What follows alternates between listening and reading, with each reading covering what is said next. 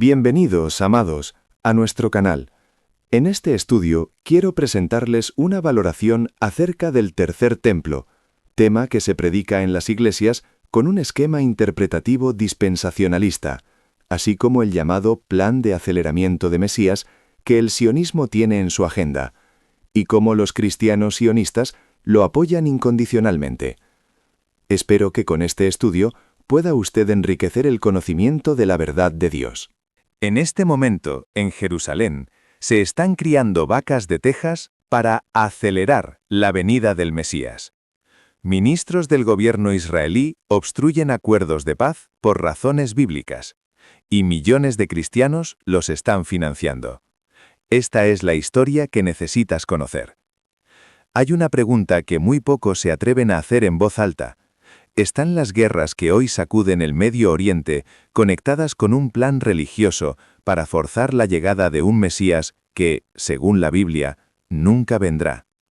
Hermanos, lo que estamos viendo en Israel no es solo geopolítica. Hay una corriente teológica profunda, organizada y con fondos millonarios que cree que puede manipular los tiempos de Dios. Y lo peor, hay millones de cristianos que los están apoyando sin saber lo que hacen. En este estudio vamos a cubrir tres cosas con profundidad bíblica e histórica. Primero, ¿quiénes son los movimientos que están promoviendo activamente la construcción de un tercer templo en Jerusalén y cuáles son sus argumentos?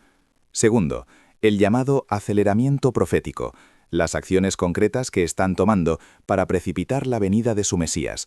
Y tercero, la relación directa entre ese proyecto mesiánico y las guerras que Israel está librando en Gaza, Líbano, Siria e Irán. Y al final, vamos a ver qué dice la Biblia completa, leída correctamente, sobre todo esto. Para entender lo que está pasando, necesitamos ubicarnos históricamente. El primer templo fue construido por Salomón alrededor del 960 a.C. y fue destruido por Babilonia en el 587 a.C. El segundo templo fue reconstruido después del cautiverio babilónico, expandido dramáticamente por Herodes el Grande, y fue destruido por las legiones romanas bajo el general Tito en el año 70 después de Cristo. Desde entonces, por casi 2000 años, la aspiración a reconstruir el templo ha sido parte de la liturgia judía. Pero, y esto es crucial, el judaísmo ortodoxo mayoritario siempre sostuvo que solo el Mesías puede iniciarlo. Nadie construye el templo para traer al Mesías. El Mesías viene y construye el templo. Dos eventos cambiaron todo. En 1948, el Estado de Israel fue declarado. En 1967, durante la Guerra de los 6 Días, Israel capturó Jerusalén Este, incluyendo el Monte del Templo. Para los sionistas religiosos, esto fue la señal, el inicio de la redención, o como ellos dicen en hebreo, el Itchalta de Geulá. Un rabino llamado Abraham Isaac Kook, el primer gran rabino de Israel, había enseñado algo radical, que el ser humano puede tomar acciones físicas para mover la línea de tiempo mesiánica. Sus seguidores tomaron esa enseñanza y la convirtieron en programa político. Ya no esperan pasivamente, actúan para forzar el momento. Hay un pequeño detalle que complica todo el plan. Sobre el monte del templo están construidas la cúpula de la roca y la mezquita de Al-Aqsa, el tercer lugar más sagrado del Islam, para 1.900 millones de musulmanes en el mundo.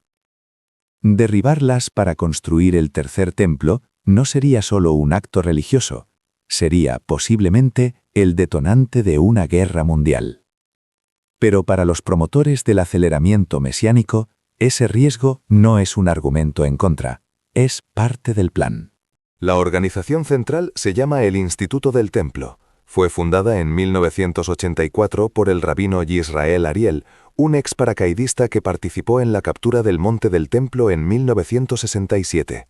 Desde sus oficinas en la ciudad vieja de Jerusalén, este instituto ha fabricado todos los utensilios necesarios para el culto del templo, la menorá de oro masivo, el pectoral del sumo sacerdote con sus 12 piedras preciosas, el altar del incienso, los instrumentos musicales levíticos, el altar de los holocaustos, construido con ladrillos cocidos a 1000 grados que puede desmontarse y reensamblarse, y decenas de vestiduras sacerdotales según especificaciones bíblicas exactas. También han construido un modelo a escala 1:50 del tercer templo. Han diseñado planos arquitectónicos completos, incluyendo sistema de calefacción, plomería y estacionamiento subterráneo. El director del proyecto ha declarado: la preparación para el templo ya no es un sueño, es una realidad en la que todos pueden participar. Otro grupo importante es el movimiento Fieles del Monte del Templo, que se dedica a organizar subidas masivas al monte, demostraciones públicas y presión política para alterar el statu quo de acceso judío al sitio. Hasta hace pocos años, subir al monte era tabú incluso para judíos observantes. Hoy, en 2025, más de 76.000 judíos subieron al monte del templo, un aumento del 700% desde 2015. En 2004, un grupo de rabinos declaró haber reconstituido el Gran Sanedrín, el supremo tribunal religioso judío que no había funcionado desde el siglo V. Este Sanedrín naciente ha dado pasos concretos. En 2018 consagró un altar de piedra y realizó una ofrenda diaria con sacerdotes levitas vestidos con atuendos bíblicos. Han seleccionado candidatos para el sumo sacerdote. Y cuando se preguntó al rabino designado cuánto tardaría en iniciar el servicio del templo si el gobierno lo autorizara, respondió: si el gobierno lo permite, bastarían unos pocos días para la preparación. El Instituto Nesera Kodesh para Estudios Sacerdotales, fundado en 2014, lleva más de una década entrenando a descendientes verificados del linaje aarónico, confirmados mediante pruebas de ADN, en todos los aspectos del servicio del templo: procedimientos de sacrificio, métodos de purificación ritual, música levítica, manejo de los utensilios sagrados. Es la primera escuela de ese tipo en 2000 años. El elemento más dramático del aceleramiento es la búsqueda de la vaca roja perfecta. Según Números 19, las cenizas de una vaca roja sin mancha, mezcladas con agua, son necesarias para purificar a los sacerdotes y habilitar el servicio del templo. Solo se sacrificaron 9 de estas vacas en toda la historia del primer y segundo templo, durante 1000 años, y según el gran maestro judío Maimónides, la 10ª vaca la preparará el propio Mesías. Entonces, algunos decidieron encontrar esa 10ª vaca para ayudar al Mesías. Un empresario cristiano de Texas, llamado Byron Stimson, financió una búsqueda global. Publicó anuncios en revistas ganaderas, ofreció $50.000 por cada animal calificado, revisó 21 candidatas y en 2021 fletó un Boeing 777 para transportar 5 novillas perfectas de Texas a Israel, viajando como mascotas porque era la única forma legal de hacerlo. El 1 de julio de 2025, en una colina remota de Shilo, la antigua capital de Israel bíblico, se realizó un ensayo formal del ritual. Una de las vacas fue sacrificada. El vídeo viral del humo de la pira incendió las redes sociales. El Instituto del Templo dijo que fue solo una prueba práctica. Pero el proyecto continúa. 4 vacas permanecen bajo observación en Shilo, custodiadas y verificadas por expertos rabínicos. El ritual oficial en el Monte de los Olivos, frente al Monte del Templo, es el objetivo final. Quiero dar a conocer un dato que verdaderamente es de gran valor a tener en cuenta. Correspondencias capturadas de Hamás a otros gobiernos islámicos sugieren que el ataque del 7 de octubre de 2023, originalmente planeado para una fecha posterior, fue precipitado por la llegada de las vacas rojas a Israel. Hamás llamó su operación Diluvio de Al-Aqsa, una referencia directa al Monte del Templo. No solo la vaca. En octubre de 2024, en medio de la guerra en Gaza, un grupo de voluntarios de varios países presentó en Jerusalén una réplica del Arca del Pacto, construida con 3 toneladas de acacia egipcia y oro donado, siguiendo exactamente las instrucciones de Éxodo 25. La desfilaron desde Jericó hasta Shilo hasta Jerusalén, replicando el recorrido del original bíblico.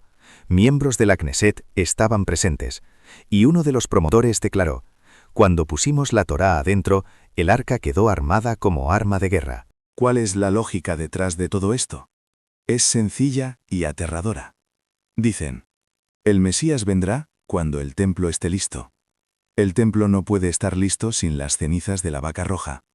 Los sacerdotes no pueden purificarse sin las cenizas. Ergo, traer la vaca es traer al Mesías. Pero también hay algo más oscuro. En las interpretaciones más radicales, La venida del Mesías está precedida de una gran tribulación, de una guerra catastrófica. Algunos creen que la humanidad debe llegar al borde del abismo para que Dios intervenga. En esa lógica, provocar la guerra no es un fracaso del plan. Es parte del plan. Vamos ahora a entrar en un tema de gran actualidad en estos días, el sionismo cristiano. Evidentemente es necesario ante todo dar respuesta a la siguiente pregunta.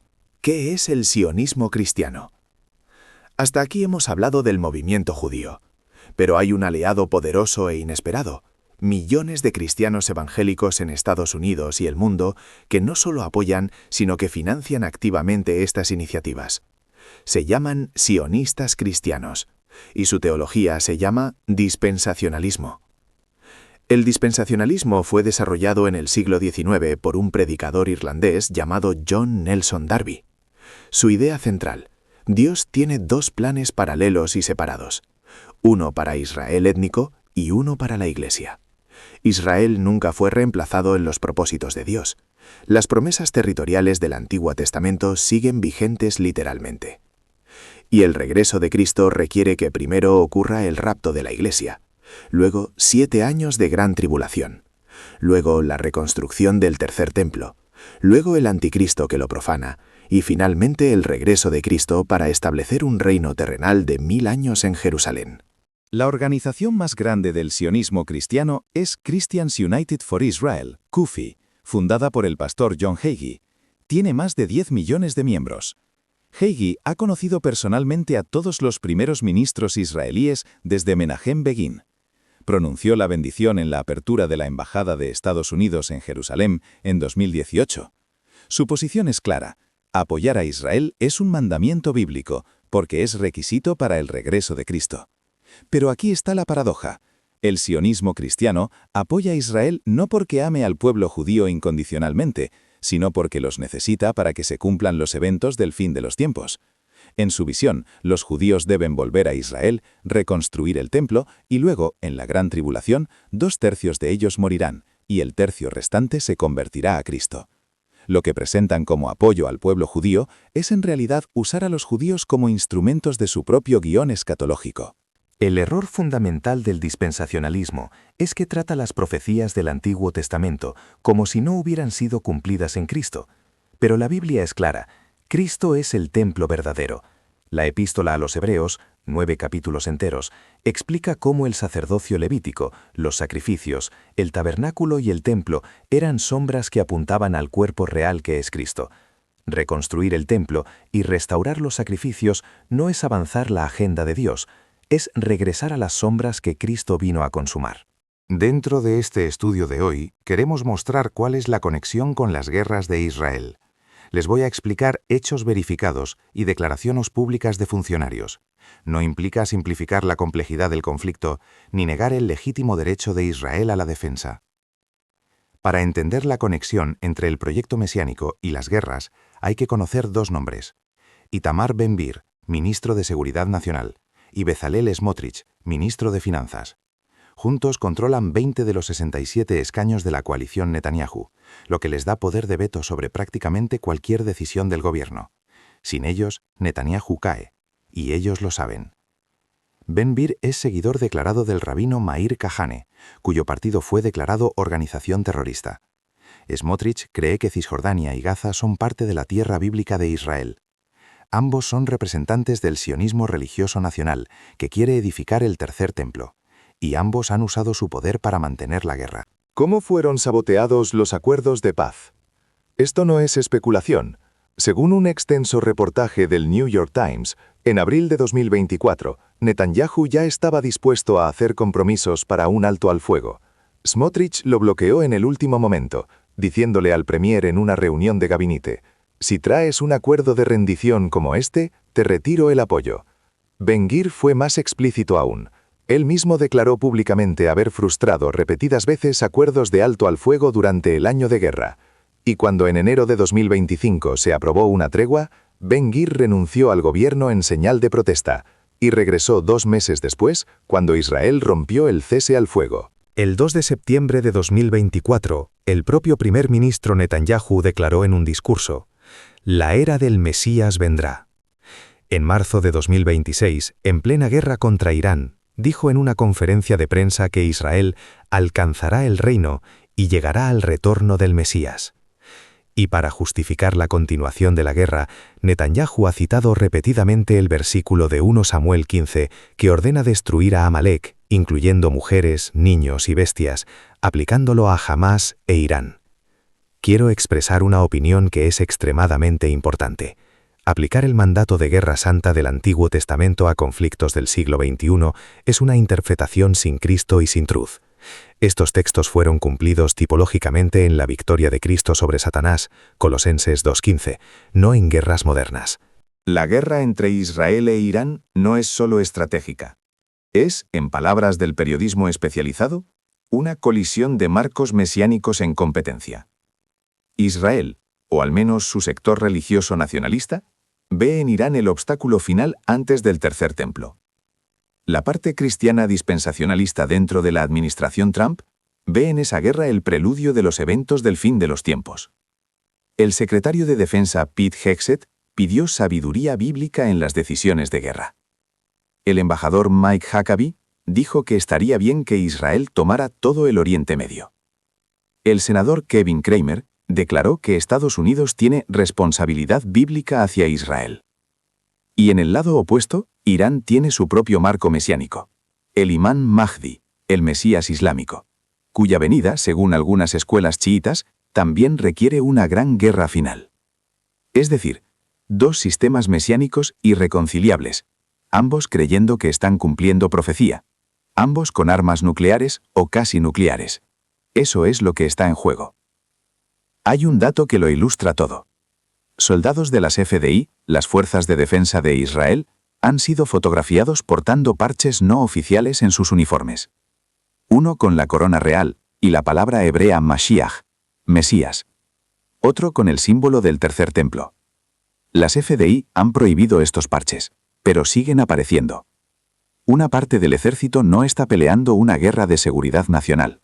Está peleando lo que cree que es una guerra profética. Amados hermanos, ¿pero qué es lo que la Biblia dice realmente? Hermanos, la respuesta bíblica no es complicada, pero requiere leer la Biblia completa, y no solo el Antiguo Testamento como si Cristo no hubiera venido. Jesús mismo declaró en Juan 2:19-21, «Destruid este templo, y en 3 días lo levantaré». Él hablaba del templo de su cuerpo. El templo que importa es Cristo resucitado. El velo del templo fue rasgado de arriba a abajo en la crucifixión, Mateo 27:51, como señal del juicio divino sobre el sistema levítico y la inauguración de un acceso directo a Dios a través del único sumo sacerdote eterno. Vayamos a Apocalipsis 21:22. «Y no vi en ella templo, porque el Señor Dios Todopoderoso es el templo de ella, y el Cordero». ¿Lo ven, hermanos? El libro del Apocalipsis, ese mismo libro que los dispensacionalistas usan para construir su cronología de tribulación y tercer templo, culmina diciendo que la Nueva Jerusalén no tiene templo, porque Dios mismo es el templo. No hay ningún cuarto templo en el plan de Dios. Había un primero y un segundo que señalaban a Cristo, y hay un templo eterno que es Cristo y su Iglesia. Fin de la historia. Desde la hermenéutica reformada que reconoce el cumplimiento histórico de las señales escatológicas del Nuevo Testamento en el horizonte del siglo I, la respuesta al movimiento mesiánico es aún más contundente. Las profecías de Daniel 9, Mateo 24, 2 Tesalonicenses 2 y gran parte del Apocalipsis fueron cumplidas históricamente cuando el general romano Tito destruyó Jerusalén y el templo en el año 70 después de Cristo. Ese fue el juicio divino sobre la generación que rechazó a Cristo. No hay nada pendiente que requiera un tercer templo físico. El paréntesis de la historia ya fue cerrado por Dios en el año 70. Y permítanme decirlo con claridad pastoral. La idea de que los seres humanos pueden acelerar los tiempos de Dios mediante vacas rojas, guerras proféticas o presión política es una forma de magia religiosa, no de fe bíblica. Hechos 1:7 es inequívoco. No os toca a vosotros saber los tiempos o las sazones que el Padre puso en su sola potestad. La soberanía de Dios sobre la historia no es una palanca que el hombre puede manipular. Y todo intento de hacerlo, aunque sea con lenguaje bíblico, es en esencia un acto de rebelión disfrazado de piedad. Llegamos al final de este estudio, y quiero dejarte con 3 reflexiones pastorales. Primera, no dejes que el sensacionalismo escatológico reemplace el Evangelio. Cada vez que alguien te diga «esto es señal del fin» y te lleve a mirar las noticias en vez de la cruz, cambia el canal. El fin de los tiempos no es un dato noticioso, es la consumación soberana de Dios que no necesita tu ayuda ni tu pánico. Segunda, ama al pueblo judío, pero amándolo de verdad. Amarlos de verdad es predicarles a Jesucristo, su verdadero Mesías, el Hijo de David que ya vino, murió y resucitó. No usarlos como extras en tu película escatológica para que cumplan su papel y luego mueran en la tribulación. Tercera, el verdadero templo ya existe. Está en cada creyente donde el Espíritu Santo habita. Está en la iglesia reunida alrededor de la palabra y los sacramentos. Ninguna vaca roja, ningún Sanedrín, ningún político mesiánico en Jerusalén puede añadir lo que Cristo ya consumó con su sangre y validó con su resurrección. El reino de Dios no viene con observación, ya está aquí, en medio de nosotros, en la persona del Rey Jesucristo. Si este estudio te fue útil, compártelo. No para generar controversia, sino porque hay muchos hermanos y hermanas que están siendo engañados por el sionismo cristiano dispensacionalista sin saberlo. La verdad libera. Y la verdad aquí es que el Mesías ya vino, ya venció, ya reina. Y su nombre es Jesús el Cristo, el Señor de la historia, el Cordero que está en el centro del trono.